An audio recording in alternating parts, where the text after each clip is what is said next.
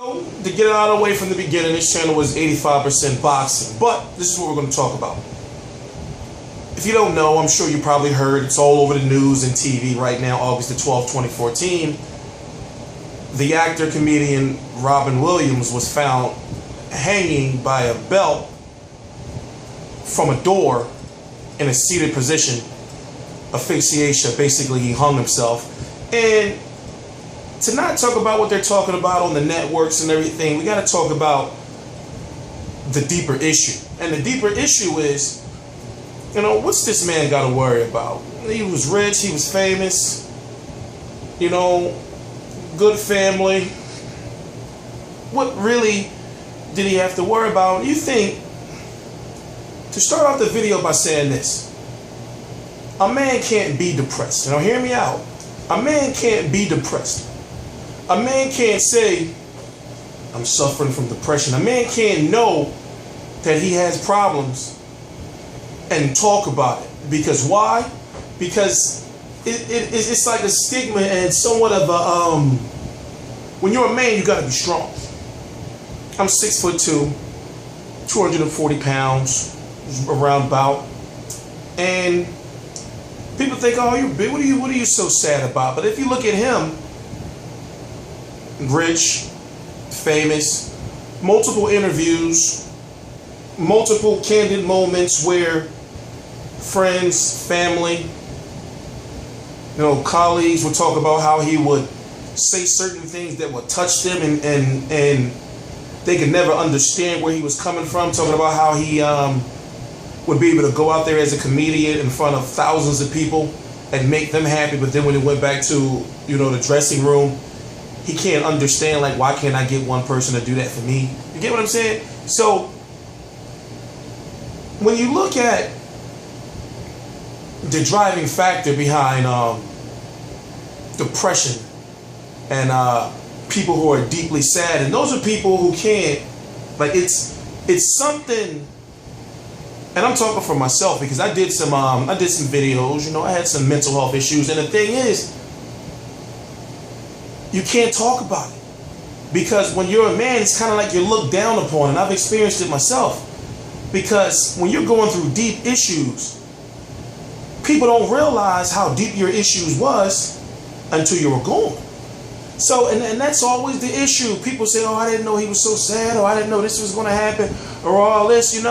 There was always signs. It's like, I'm saying like this. It's just that we do live in a world, and I'm going to use the term, we do live in a world that's full of bullshitters, people who lie, people who scheme, people who are really evil, dirty people. But when it comes to people who are depressed, one of the main issue with people who suffer from depression, in my opinion, is that they care too much. You worry and you're paranoid so much to where it interrupts your sleep. You're not happy. You resort to using substances, what they call self-medicating, and what that does is when you're drinking or doing drugs, mine was alcohol. When you're drinking or doing drugs, it takes you to a place where you're temporarily happy, where you can feel, like, oh, I'm a regular person. But then when you come off of that, your brain already, there's a chemical imbalance in your brain already from before that was motivating your sadness and depression, to where adding a factor of alcohol into it, totally messes things up. And that's why it's important for people who suffer from it to really understand. First, you got to really educate yourself. You got to go out there and you got to read. Now, I'm an avid reader, and I research so much, especially with what I do, covering boxing and everything. If it's a word I don't know, I just simply type it in Google or say it to my phone. This day and age, it's so easy to educate yourself, with the technology that's available. But what I want to say is, you got this man who people are saying had everything. I'm gonna just name some movies: Fern Gully, Aladdin, Flubber, Hook, which was the Peter Pan, Insomnia, 1 Hour Photo. I'm just naming, and you think, well, what was wrong? Now here's what they're saying. Now we know he had some marital issues, going through divorce. Been through a couple of divorces, and I've never been married, but I can understand how that'll get to you, because women throughout history have been able to affect men in certain type of ways and vice versa. And when it comes to that marriage situation, you know, we just don't know how much that deeply affected him. But we do know at one point in time he was sober for 20 years. He relapsed in 2006, you know, went to rehab, and then he was just in rehab again this year. And you have to think, like, what was really driving him to go this far to do this to himself? Now, rumors of him being broke, the marital issues, career not going as well. He had a show that got canceled. You know, his character, his typecast character, you know, you're kind of too old for that.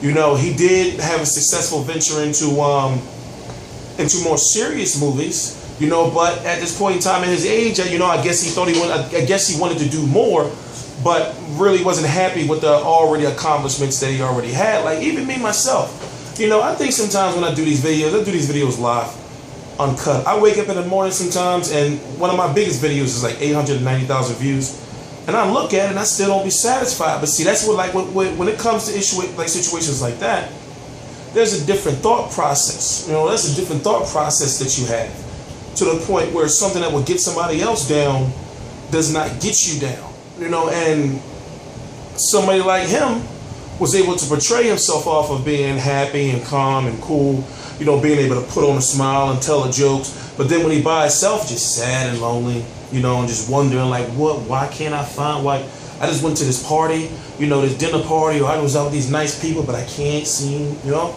you just never know. So when it comes to, like, the point where people get where they're resorting to drugs and alcohol to the point where it kills them, or they do something to themselves, when it comes to the suicide, if you notice, what does it always involve? Drugs or alcohol. Why?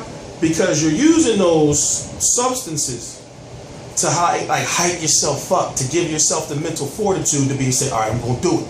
I'm going to do it. You know, I ain't going to lie. I was at one point in time, I was just sitting there drinking, and then before you know it, your mind just start, you know, going all these other places. You know, like, to the point where you're just like, well, you know, like, I mean, you know, because it's not understood, and in society today, it's not looked at as a disease. It's not looked at as, how can I put it? Like, that there's something chemically wrong. There's something wrong. You're not operating like everyone else. Things bother you more to the point where you question things that you know, you're like, what am I questioning this for?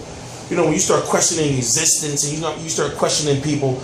But see, I had a situation where my situation was like this.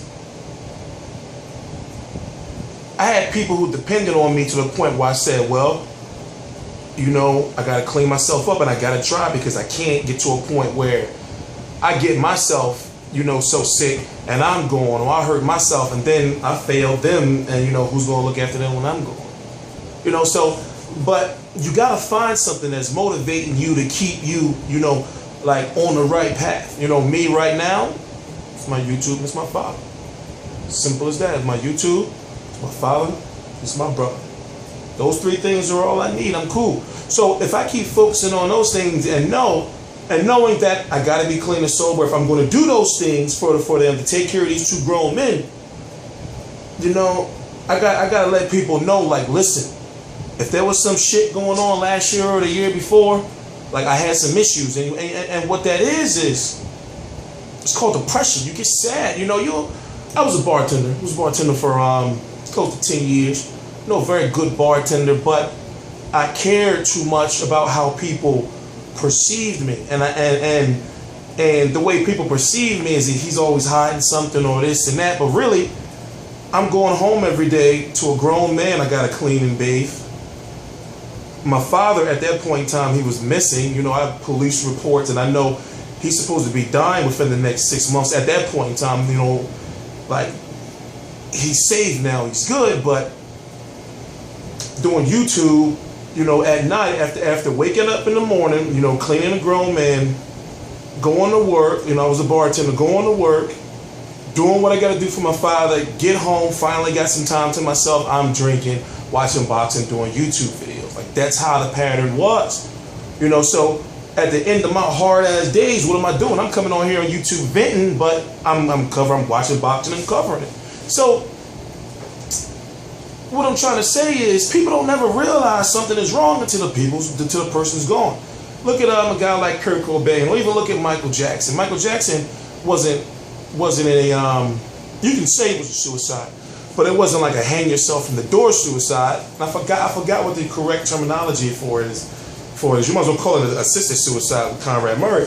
But that self-medicating, like, it takes you somewhere else, you know. And unless there's a gap between the doctors and the therapists, people who don't suffer from depression, and there's a long gap between the people who are depressed, because the people who are depressed can't understand, like, how can you walk around happy every day, you know, or to the doctors saying, well, this is this and this is that, and you looking at them like, you really don't know, really. No, it's not that. Like, I'm trying to figure out myself. No, so it's a deep issue. You know, I can sit here and talk, you know, all day about it because I'm still learning about it myself. And that's why, you know, when I seen that it happened, I'm thinking like,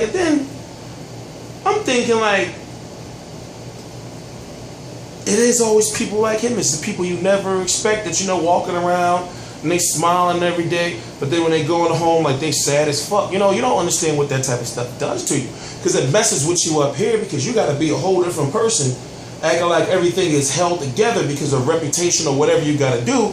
But then when you're by yourself and you're alone, you know, things are not like that. You know, you're thinking differently. You know, sometimes you're talking to yourself, you know, like, you just wondering, like, really? But see, what you do is, I was lucky enough to be able to accomplish, like, a lot of stuff. You know, but to try to figure out, like, how something like depression starts, you really don't know. You know, me, I can say honestly, probably 2010, the beginning. I started doing YouTube videos in November 2010. January 2010, when I met my father, that's when I started drinking, like, every day, because I talked about it in the video before. What I would do is, it got to a point where I'd be drinking, partying the night before. Right, this is when I first started drinking heavily. I would drink, be partying the night before, and be like, wow, I'm finally having a good time. You know, after running around doing all this stuff with my father and my brother. And then it got to a point where a couple of months later, I'd be like, I was out partying last night or whatever, and you know, I was trying to live like that single man life like I was before I got strapped with all those responsibilities. So that drinking at night turned into, well, let me drink in the morning, you know, to get all my work done, get everybody out the door and everything, and then, you know, then before you know it, like, you hooked, and then you need it, you know, to be focused and to do everything like that. You know, it was crazy. It was crazy, but see, what it is it was only one thing that I enjoyed. You know, it was two things that I enjoyed. You know, I enjoyed going to work. I was bartending, loved the job, and then I was and then YouTube. It was crazy because it wasn't until the very, very, very, very end, you know, right when I quit, when I actually got drunk at the job, I just said, fuck it. I remember why, because I'm like, I was dealing with, like, some, how can I put it? I didn't like the perception, you know. See, if y'all watch my videos, you know, I'm like open.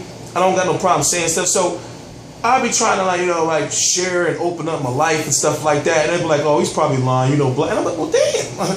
You know, but I dealt with a lot of, like, I'm trying to figure out how to word it properly so it doesn't come off the wrong way. Like, I guess, like, one of them type of things where, like, somebody's always lying or bullshitting around. I didn't really like that.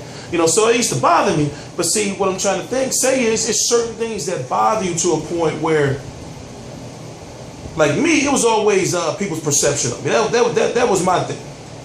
You know, but with that rich man, I mean, what was it with him? You know, now, if you don't know, they said there's a note. I'm not going to sit here and talk all day, but they said there was a note. They said they're going to be releasing a note at the final press conference. The first press conference was today, where they said that he was found by his personal assistant. His wife had left. Apparently, him and his wife were sleeping in separate rooms in the same house. You know, of course, that's going to be thoroughly investigated, because anything involving a death with a wife, I mean, in a house with the same spouse in it, they're going to start looking at you, you know. But, you know, They said there's a note and everything like that. We just, I mean, either way, it's a tragedy. Either way, it's a tragedy. I'm not going to sit here and talk about what could have been done and all kind of stuff like that. It's just crazy because the man is gone. And when you look at it, like the signs were there. You know, it's always usually people trying to get help first. You know, but you got to be somewhere along the way he lost his path. And when you get to the point, like when you're, right now, the toxicology report didn't come back yet. We do know he was in rehab recently. We do know he was in rehab for alcohol. Was it drugs? We don't know. Maybe he kept the drug part hidden, you know, but we don't know. But whatever the case was, it got to so point to the bad. I mean, so bad on what was that Sunday night? You know, August the 10th. You know, where he was like, man, I'm going to do it.